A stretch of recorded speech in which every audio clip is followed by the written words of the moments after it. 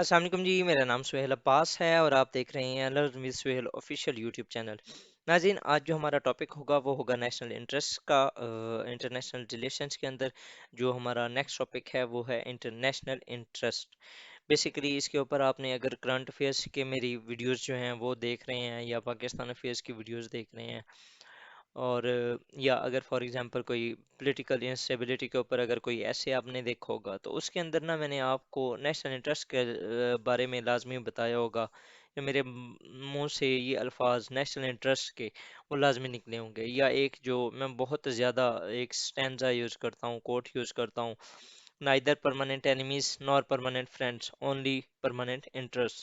So basically ये एक the major thing है इन इंटरनेशनल रिलेशंस, जो कि लीड करती है ओवरऑल आपकी डोमेस्टिक पॉलिसी को, आपके फॉरेन पॉलिसी को। ये बेसिकली जो नेशनल इंटरेस्ट होते हैं, ये बेसिकली एक काज होते हैं ऑफ स्टेट्स एग्जिस्टेंस। इसको अगर फ्रांस की एक टर्म है रेजन डितात, ये यहाँ पर रेजन डितात इसका मतलब है reason for the existence of a state. तो देखते हैं जी, the meaning of national interest is survival. ठीक है, मतलब कि आपने सरवाइव करना है स्टेट के अंदर जो सबसे उसकी, because in international relations realist concept के मुताबिक states are the principal actors. ठीक है, और स्टेट को सबसे ज़्यादा जो चाहिए होती है वो क्या है? सर्वाइवल। ठीक है, और सर्वाइवल किस तरह करनी होती है वो हम ऑलरेडी आपको जो रियलिज्म वाली वीडियोस थी उनके अंदर बता चुके हैं। The protection of physical political and cultural identity against encroachment by others national interest. ठीक है, तो सबसे ज़्यादा क्या होना है जी, आपकी जो फिजिकल जो अगर फॉर एग्जांपल आप कहें कि प्रोटेक्शन हो गई, जिसके अंदर आपकी टेरिटोरियल इंटेग्रिटी हो गई। पॉलिटिकल अगर फॉर एग्जांपल आप एग्जिस्टेंस या आइडेंटिटी की बात कर रहे हैं, तो आपके जो स्टेट इंस्टीट्यूशंस हैं उनकी ओवरऑल कैपेसिटी टू रूल और टू मैनेज द थिंग्स। और जो तीसरी है वो है कल्चरल आइडेंटिटी, मतलब कि आपकी जो आइडियोलॉजी है, आपका जो कल्चर है, आपके जो नॉर्म्स हैं, आपकी जो वैल्यूज़ हैं, उनकी जो प्रोटेक्शन है बेसिकली, वो क्या क्या लेते हैं आपके नेशनल इंटरेस्ट। अगर नेक्स्ट जाने, तो core national interest of any state क्या होते हैं? सबसे पहले है जी सोवरेनिटी। सोवरेनिटी होपफुली हम ऑलरेडी पढ़ चुके हैं। इस right to rule independently and internal and external affairs of core interest. ठीक है, उसके बाद जो मतलब कि इसमें आपने sovereignty is basically the law of the command of sovereign, मतलब कि आप कमांड कर रहे हैं, आपकी अथॉरिटी है to make laws, to implement the laws और impose the laws on your citizen. Next है जी territorial integrity. It is a core interest of any state, vital interest, security of state, internal and external security. Similarly अगर देखा जाए तो core national interest इसके अलावा कौन से होते हैं? आपकी इकोनॉमिक वाइटलिटी, ये it is one of the elements of national power भी है। हमने जो पावर का कंसेप्ट था उसके अंदर देखा था, अगर ब्लॉकेट ऑफ वाटर या ट्रेड ब्लॉकेट वगैरह हो जाती है तो क्या होगा? आपकी इकोनॉमी को नुकसान होगा। आप यहाँ से एक एग्जांपल मैं आपको देना चाहूँगा। 1948 के अंदर जब इंडिया ने पाकिस्तान का पानी रोका था, तो पाकिस्तान ने जंग स्टार्ट कर दी थी। रीज़न क्या थी? इकोनॉमिक वाइटलिटी के। अगर for example Pakistan was agriculture economy, अगर पाकिस्तान को पानी ना मिलता तो पाकिस्तान की एग्रीकल्चर तबाह हो जानी थी, एग्रीकल्चर तबाह होती तो इकोनॉमी तबाह हो जानी थी, और इकोनॉमी तबाह होती तो मुल्क डिफॉल्ट हो जाना था, जिस तरह आजकल श्रीलंका का हाल है। नेक्स्ट अगर देखें जी, तो preservation of core values, who are and for what we stand. Capitalism western concept है, कम्युनिज्म रशियन कंसेप्ट है। अब ये 45 साल सिर्फ इसी जो आइडियोलॉजी थी, जो कोर वैल्यूज थी, उनको बचाने के लिए जंग चलती रही है 1945 से ऑनवर्ड 1990 तक, जिसको हम कोल्ड वार ईरा कहते हैं। ठीक है, जिसके अंदर यूएसएसआर को टूटना पड़ा अल्टीमेटली। तो बेसिकली क्या था, आप आइडियोलॉजी को, कोर वैल्यूज को बचाने के लिए क्या किस हद तक जा सकते हैं, आप इसे अंदाज़ा लगा सकते हैं कि एक मुल्क दूसरे मुल्क के साथ 45 साल तक जंग में रहा।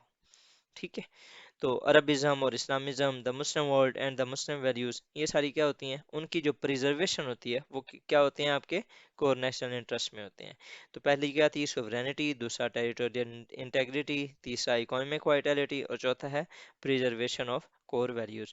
होपफुली आपको यहाँ तक अंडरस्टैंड हो गया होगा। अगर आपको यहाँ तक किसी किस्म की कोई कन्फ्यूजन है तो आप कमेंट बॉक्स में मेंशन कर सकते हैं। I will be responding you. Next अगर रैशनल ऑफ नेशनल इंटरेस्ट देखें तो रियलिस्ट के मुताबिक सेल्फिशनेस ऑफ द स्टेट यहाँ पर साफ वाज़े होती है, बिकॉज रियलिस्ट के मुताबिक states are the ultimate and principal actors.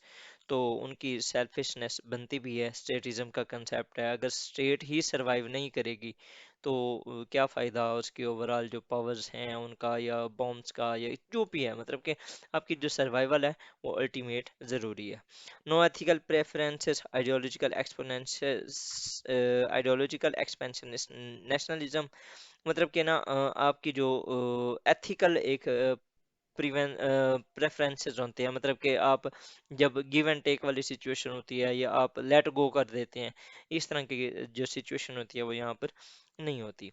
The standard of justice depends on the equality of power to compel. The strong do what they have to power to do, and the weak accept what they have to accept. Next अगर देखें जी तो evolution of national interest, सबसे पहले अगर इसको देखा जाए तो एंशियंट जो मिडेवल इरा था, जिसको डार्क एजेस भी कहा जाता है, उस वक्त जो बेसिकली नेशनल इंटरेस्ट का इतना ज़्यादा कंसेप्ट नहीं होता था। ये आया जब ट्रीटी ऑफ वेस्टफेलिया आया, ठीक है। और 1555 में जो ट्रीटी ऑफ अगेस्बर्ग, ये हम ऑलरेडी सॉवरेनिटी के अंदर देख चुके हैं, वो आया। उसके बाद ट्रीटी ऑफ वेस्टफेलिया आया। तो जो पावर्स थी वो मोनार्क्स के पास चली गई। पहले जो कंसेप्ट ही नहीं होता था, फिर मोनार्क्स के पास चली गई कि वो जो national interest of monarch considered as the national interest of the state. National interest of monarch नहीं होना, ये interest of monarch considered as a national interest of the state. So two revolutions in the history further rewrote the history of national interest। मतलब कि पहले दो treaties थे, एक treaty of peace गसबर्ग और ट्रीटी ऑफ वेस्टफेलिया, उन्होंने काफ़ी changings की। फिर दो रेवोल्यूशन आए, एक अमेरिकन रेवोल्यूशन और दूसरा फ्रेंच रेवोल्यूशन। इन चार जो इवेंट्स थे, इन्होंने ओवरऑल नेशनल इंटरेस्ट की किस्मत बदल दी। These two revolutions paved the way for democracy, interests of monarchs replaced by the national interests of the parliament. अब जो ज़्यादातर क्या करते हैं, जो पार्लियामेंट के या जो स्टेट के इंटरेस्ट होते हैं वो पार्लियामेंट में डिसाइड होते हैं, and parliament is the sole मोन अथॉरिटी टू प्रोटेक्ट दोज जो इंटरेस्ट होते हैं बाय एनी मीन्स। तो एवोल्यूशन अगर हमने देखी तो ह्यूमन राइट्स उसके अंदर होते हैं, democracies, economy, human rights, human resource development, ये सारे क्या होते हैं, जो डेमोक्रेटिक सोसाइटीज़ होती हैं, ये उनके नेशनल इंटरेस्ट में है कि आपने ह्यूमन राइट्स को प्रोटेक्ट करना है। उसके अलावा आपने डेमोक्रेसी को प्रिवेल करना है, आपने अपनी इकोनॉमी को बेहतर बनाना है, आपने अपनी ह्यूमन रिसोर्स को डेवलपमेंट करना है। और दी नेशनल इंटरेस्ट ऑफ द, ये बेसिकली क्या होते हैं, नेशनल इंटरेस्ट हैं डेमोक्रेसीज के। नेक्स्ट अगर देखें तो टाइप्स क्या होती हैं जी नेशनल इंटरेस्ट की। सबसे पहले इसको थॉमस डब्ल्यू रॉबिन्सन ने डिवाइड किया है नेशनल इंटरेस्ट को इनटू 6 कैटेगरीज। जो पहले होती हैं वो प्राइमरी नेशनल इंटरेस्ट, वो वही है कि आपकी जो टेरिटोरियल इंटेग्रिटी है, ठीक है, protection of land and borders, cultural identity, protection of culture and values. अब पाकिस्तान के अंदर प्रोटेक्शन ऑफ इस्लामिक कल्चर हो गया, उसकी इस्लामिक वैल्यूज़, पर्दा, हया, ये सारी चीज़ें जो होती हैं वो आती हैं। गार्डिंग अगेंस्ट एक्सटर्नल, जब मैं पर्दे और हया की बात कर रहा हूँ, सिर्फ वोमेन का नहीं, मर्द का भी है। अल्लाह ताला ने कुरान पाक के अंदर सबसे पहले मर्द को हुक्म दिया है पर्दे का, फिर अल्लाह ताला ने औरत को हुक्म दिया है। सबसे पहले मर्द को कहा है कि आपने अपनी निगाहों को नीचे रखना है, आपने अपनी शर्मगाहों की हिफाजत करनी है। आई थिंक सूरत अहज़ाब है, उसके अंदर ये है, सूरत अल नूर है, उसके अंदर इस चीज़ को मेंशन किया गया है। उसके बाद औरतों के ऊपर आया है। तो अल्लाह ताला ने सबसे पहले जो पहली रिस्पॉन्सिबिलिटी है वो मर्द के ऊपर डाली है। और हया सिर्फ औरत के लिए नहीं है, हया मर्द के लिए भी है। मर्द को भी सबसे पहले हया करना चाहिए। So it is the man due to which औरत is considered as a victim of the society, although कि दे आर इक्वली, मतलब कि वो उस साइड पे भी होती हैं, गलतियां दोनों साइड पे ही हैं। लेकिन जो जब मैं हया की बात कर रहा हूँ तो बेसिकली वो दोनों के लिए है, और ये इस्लामिक कल्चर और वैल्यूज़ की बात मैं कर रहा हूँ। नेक्स्ट अगर चलें जी, guarding against external aggression, like अगर फॉर एग्जांपल आप देखें कि एक्सटर्नल एग्रेशन में क्या हो सकता है, आप इंडिया अगर फॉर एग्जांपल इन्वेट करना चाहता है या ओवरऑल यूएस की तरफ से कुछ आता है, टीटीपी या कोई भी किसी किस्म की जो एग्रेशन होती है उसके खिलाफ उसको जो प्रोटेक्ट करना होता है वो भी नेशनल इंटरेस्ट का एक पार्ट है। और वो किसको हमने प्रोटेक्ट करना है, अपने सिटीजन्स को, अपने बॉर्डर्स को, ठीक है, प्रोटेक्शन ऑफ द पीपल। तो ये क्या होते हैं हमारे primary national interest, territorial integrity, cultural identity, guarding against aggression और protection of the people. Next जो आपके सेकेंडरी नेशनल इंटरेस्ट होते हैं वो क्या होते हैं, प्रोटेक्शन ऑफ डियास्पोरा, मतलब कि जो आपके ओवरसीज नेशनल्स होते हैं उनकी प्रोटेक्शन आपका सेकेंडरी नेशनल इंटरेस्ट होता है। डिप्लोमेटिक इम्यूनिटीज, जो डिप्लोमेट्स आपके बाहर के मुल्कों में होते हैं, मतलब कि 193 नेशंस हैं, तो पाकिस्तान जितनी भी नेशंस के अंदर पाकिस्तान के डिप्लोमेट्स हैं तो उनको प्रोटेक्ट करना पाकिस्तान की जिम्मेदारी है, वो पाकिस्तान का सेकेंडरी नेशनल इंटरेस्ट है। उसके बाद ये वेरिएबल नेशनल इंटरेस्ट, ये तीसरी टाइप है। ये ऐसे होते हैं जो कि वेरिएबल होते हैं nature, those interest that change with the passage of time, the national interest that change with the change of government. Labour and conservative parties in UK, अब जब एक पार्टी आती है तो उसके इंटरेस्ट कुछ और होते हैं, दूसरी आती है तो उसके कुछ और होते हैं। पाकिस्तान के अंदर पाकिस्तान पीपल्स पार्टी आती है तो उनके कुछ इंटरेस्ट और होते हैं, नून लीग आती है तो कुछ और होते हैं, पीटीआई आती है तो कुछ और होते हैं।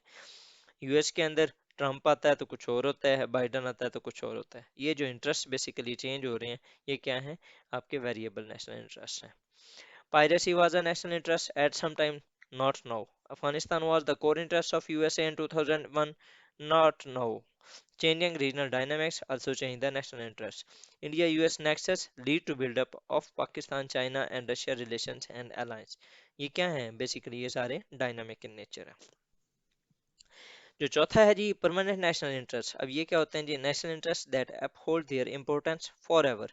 जिस तरह के आइडियोलॉजी ऑफ पाकिस्तान हो गया, एंटी इंडिया पॉलिसी होगी, ये क्या है आपके परमानेंट नेशनल इंटरेस्ट हैं। पाकिस्तान के अंदर कभी भी इंडिया के फ्रेंडली जो रिलेशंस हैं या friendly policy towards India establish नहीं हो सकी शायद। अगर देखें तो पाकिस्तान कभी भी अपनी जो आइडियोलॉजी है उसके ऊपर कभी भी कंप्रोमाइज़ नहीं करेगा, जो कि कंसीडर किया जाता है। नेक्स्ट अगर देखें ये तो general interest, these can be referred as a number of nations, may be related to diplomacy, trade, power, international law, peaceful coexistence. ये सारे जो भी हैं ये आपके जनरल इंटरेस्ट होते हैं। For example British general interest to maintain balance of power in the Europe, all Muslim countries interest in KSA, kingdom of Saudi Arabia, Makkah Mukarramah और हिजाज, जो हिजाज मुकद्दस की जो हिफाजत है वो एक तमाम मुसलमानों का एक इंटरेस्ट है। ठीक है, इसी तरह इस्लामोफोबिया को ख़त्म करना दुनिया के अंदर तमाम मुसलमानों का एक इंटरेस्ट है। इस तरह के जो इंटरेस्ट होते हैं वो जनरल इंटरेस्ट होते हैं। स्पेसिफिक क्या होते हैं, specific and specific nature of the state, Pakistan with the Arab world, bilateral, Pakistan Afghanistan transit trade agreement, या कोई भी मतलब कि किसी एक स्पेसिफिक इशू के ऊपर अगर दो मुल्कों के कन्वर्जेंस हो जाती है उसको कहते हैं स्पेसिफिक इंटरेस्ट। ओके जी, नेक्स्ट अगर देखें तो टूल्स कौन से यूज़ किए जाते हैं कि आप अपने नेशनल इंटरेस्ट को किस तरह परसू करना है। तो सबसे पहले जो टूल है वो अगर देखा जाए तो डिप्लोमेसी, आप इसको यूज़ करते हो। स्टिक्स एंड कैरेट पॉलिसी भी आप कह सकते हैं। कैरेट्स जिसके अंदर एड आती है, फॉरेन डायरेक्ट इन्वेस्टमेंट आती है, कोलिशन सपोर्ट फंड होता है, कुछ भी हो सकता है। जबकि स्टिक्स जिनके अंदर सैंक्शंस, ब्लॉकेड, बाइकॉट, एम्बार्गो, ये सारी चीज़ें लगाई जाती हैं। ठीक है, इसमें आप स्मार्ट डिप्लोमेसी की बात करते हैं तो वो speak softly and carry a big stick diplomacy of teddy Roosevelt, उसको यहाँ पर यूज़ किया जा सकता है। नेक्स्ट जी जो नेशनल इंटरेस्ट को परसू करने के लिए इकोनॉमिक टूल्स किए जाते हैं। मार्शल प्लान यूएस ने दिया था यूरोप को कंस्ट्रक्ट करने के लिए 1950s के अंदर, जब कोल्ड वॉर स्टार्ट हुई थी। उसके अगेंस्ट जो यूएसएसआर ने दिया ईस्टर्न यूरोप को कंस्ट्रक्ट करने के लिए वो मोल्टोव प्लान था। चाइना की आजकल की जो चेकबुक डिप्लोमेसी है वो बेसिकली क्या कर रहा है, अपने पैसे को यूज करके अपने जो नेशनल इंटरेस्ट है उनको परसू कर रहा है। इसी तरह जो तीसरा मेन एक टूल है जिसके जरिए आप नेशनल इंटरेस्ट को सिक्योर करते हो वो मिलिट्री माइट या पावर है। इंटरवेंशन आप करते हो ईरान, इराक, और थ्रेट आप देते हो either you are with us or against us, US ने दिया पाकिस्तान को। इसी तरह आप प्रोपेगेंडा करते हो, जिस तरह इंडिया ने किया अगेंस्ट पाकिस्तान इन एफएटीएफ या और भी मल्टीपल जगहों पे वो कर रहा है। डिसइंफो लैब हो गया, फिनसेन जो लीक्स हैं उसके अंदर देख लिया, आप प्रॉक्सी वार्स के अंदर देख लें वो किस तरह इन्वॉल्व है, हर जगह पे attempt to impact the minds of the people, ये बेसिकली किया जाता है। Pakistan is going down to drain, it is cyber warfare that is launched by India against Pakistan.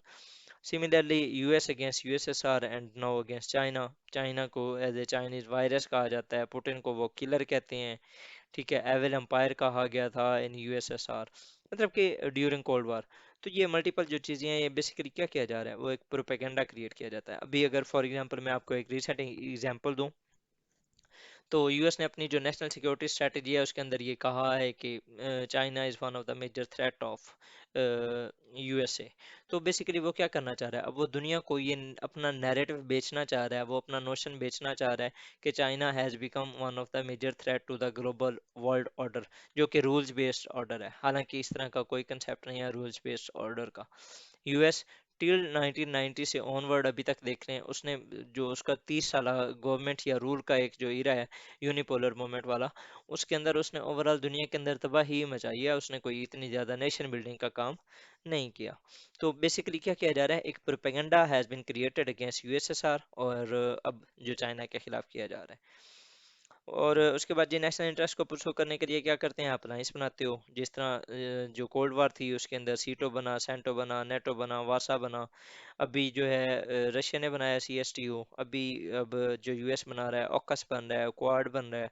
ये 5432 1 जो स्ट्रैटेजी 5432 स्ट्रैटेजी है, मतलब क्या 5 के अंदर उसके जो 5 अलायंसेस हैं, जिनके अंदर वो जिनको 5 आई के नाम से कंसिडर किया जाता है, वो 4 के नाम से वो जो क्वाड है जिसके अंदर 4 कंट्रीज हैं, 3 के नाम से जिसके अंदर ऑकस है, उसके अलावा 2 के नाम से यूएस इंडिया है। तो ये जो 5432 उसकी पॉलिसी है वो भी चल रही है।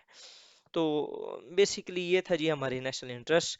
With these words I would like to thank you for watching my video. If you find it informative, like, subscribe and share with your friends.